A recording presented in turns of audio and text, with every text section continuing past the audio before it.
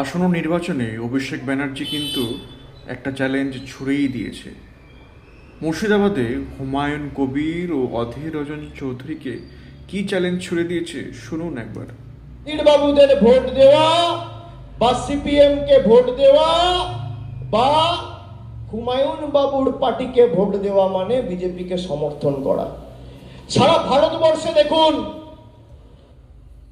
অর্থাৎ এই দুজনকে, অর্থাৎ হুমায়ুন কবির ও অধীর রঞ্জন চৌধুরী, দুই পার্টিকে ভোট দেওয়া হচ্ছে আখেরে বিজেপিকে সমর্থন দেওয়া।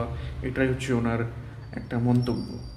যত রাজনৈতিক দল আছে সব রাজনৈতিক দল থেকে ভেঙে বিজেপির কাছে চলে যাচ্ছে, আর তৃণমূল একমাত্র দল বিজেপি ভেঙে তৃণমূলে আসছে। বিজেপিকে যদি ভাঙার ক্ষমতা কারোর থাকে, বিজেপিকে এবারে নির্বাচন কিন্তু অনেক হাড্ডাহাড্ডি হবে।